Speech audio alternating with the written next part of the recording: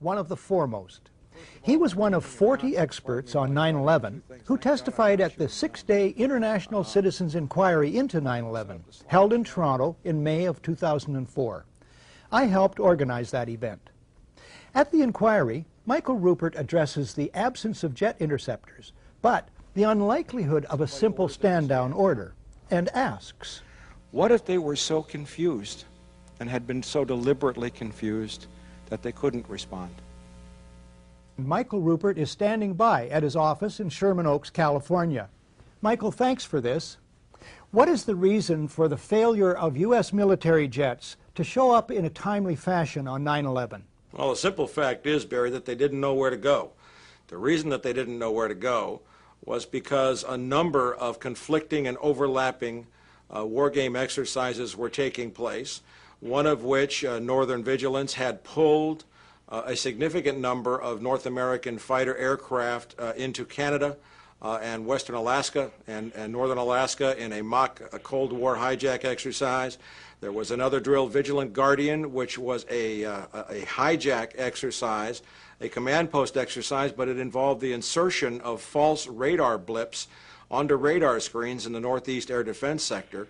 In addition, we have a confirmation, thanks to General Richard Myers, who was acting chairman of the Joint Chiefs, who told Richard Clark, as reported in Clark's book, that there was another exercise, Vigilant Warrior, which was, in fact, according to a NORAD source, a live-fly hijack drill being conducted at the same time. With only 8 available fighter aircraft, and they have to be dispatched in pairs, they were dealing with as many as 22 possible hijacks on the day of 9/11, and they couldn't separate the war game exercises from the actual hijacks. But this was done deliberately, though. Apparently so, and I will be saying that in my forthcoming book, Crossing the Rubicon, 9/11 and the Decline of American Empire at the End of the Age of Oil. We have done an extensive investigation on that to show that these war game exercises were apparently very well planned by someone who I will show, I believe, was Dick Cheney in the United States government, to deliberately confuse FAA, NORAD, and U.S. Air Force fighter response to fulfill a prophecy that another man had once said, let one happen and stop the rest. On that very point, we have a recording. Hi, Boston Center TMU. We have a problem here. We have a hijacked aircraft headed towards New York. We need someone to scramble some F-16s or something up there to help us out. Is this real world or exercise? No, this is not an exercise, not a test. Now, the 9/11 Commission didn't mention the war games, is that right?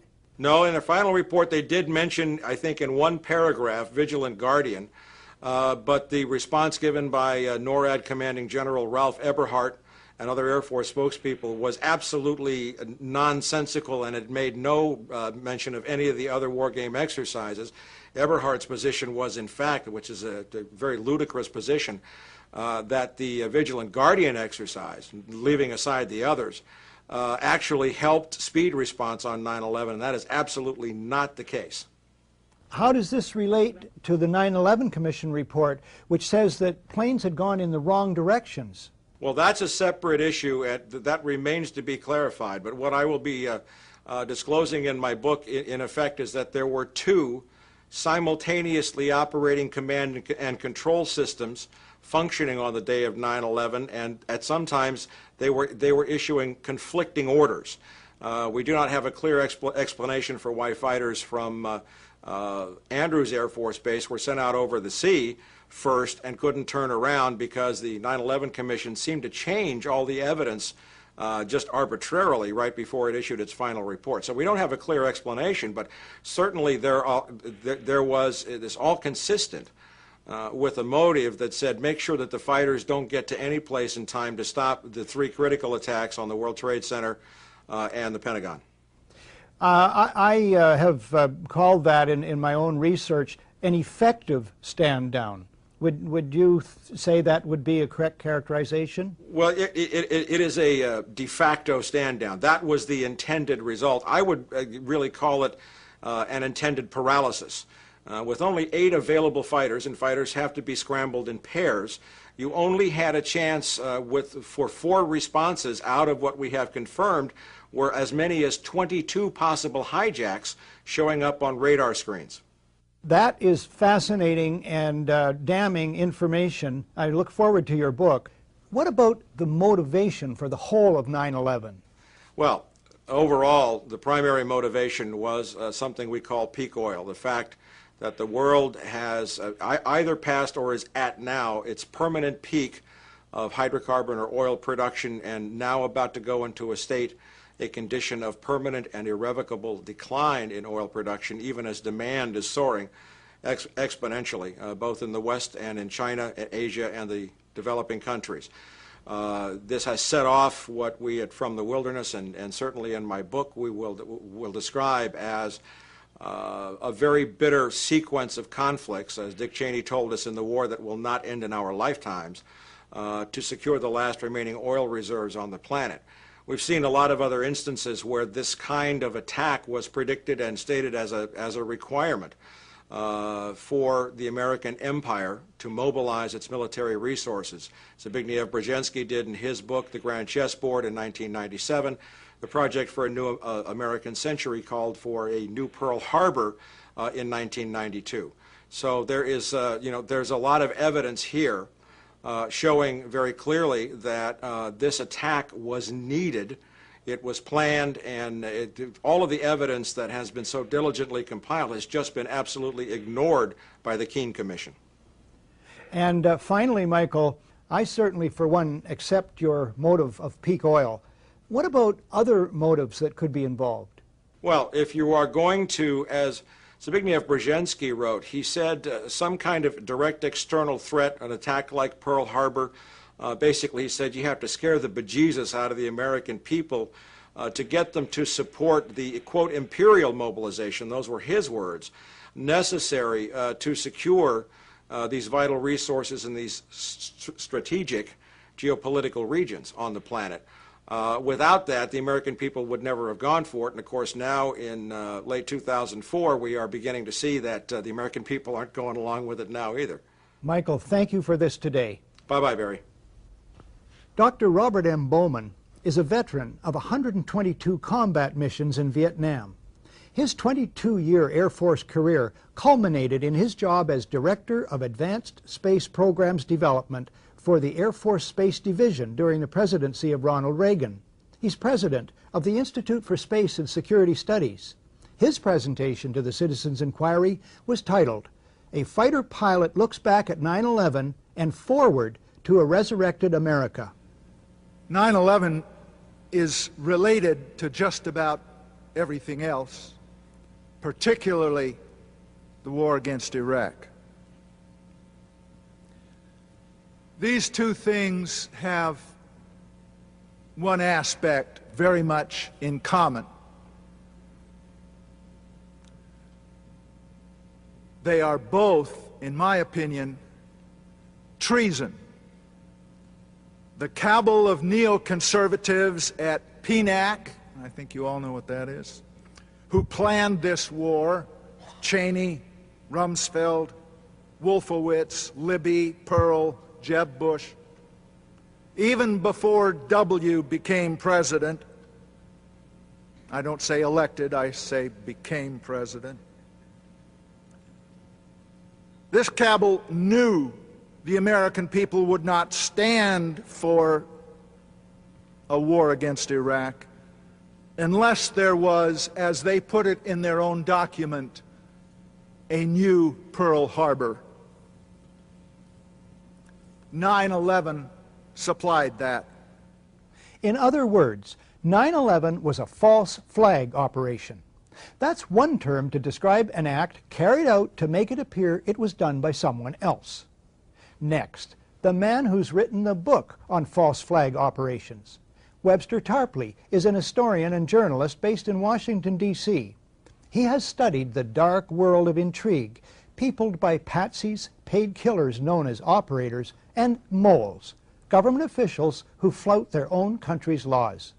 He made 2 presentations to the International Citizens Inquiry into 9/11. They are uncompromisingly titled "The 9/11 Terror Fraud, a Coup Against Civilization." Now here I would submit is a very important diagram that I commend to your attention, and I want to tarry and look at it for for a moment. We are dealing with state-sponsored false flag terrorism. I don't mean state-sponsored in the sense that it has to be sponsored by the entire command structure of the country in question, but that it is carried forward by a private network ensconced and infesting decisive nodal points in the state apparatus of that country. I'll try to show you what I mean. Here we have to distinguish a world of patsies, the people that you hear about. I'll try to show you some of this in detail. The people we can call the dupes, the useful idiots, the fanatics, the police agents, the double agents, the provocateurs, in short, the Oswalds, the fall guys. Lee Harvey Oswald, "I'm just a patsy," direct quote. That's one group. The moles. This is the group of government officials, the network of government officials whose loyalty is not to the command structure, the Constitution, or their country in some diffuse sense, but rather their loyalty goes to a private intelligence network, a private clique, faction, a group of putschists, if you will, people trying to have a coup d'etat. You also have to distinguish the professional killers. These are the cold-blooded technicians of murder. This is the sort of area where you see retired veterans of the Special Forces, the Delta Force, the CIA Operations Directorate, and so on down the line. The old boys. At the end of the 80s and the beginning of the 90s, the term for this group in Washington was the asteroids. Finally, the corporate media. They are the indispensable ingredient, because without them, you can't have anything. You have to have mass propaganda to accredit and spread and pound the official version of the events into the minds of people, and to smooth over the inevitable absurdities, contradictions, impossibilities, and so forth of the official story. Mass brainwashing in the Anglo-American tradition is what they propose. You're watching The Great Conspiracy, the 9/11 news special you never saw. When we come back, the classic question. What did the president know about 9/11, and when did he know it? When a competent observer looks for signs of despotism in a community, he looks beyond fine words and noble phrases. One nation, indivisible, with liberty and justice for all.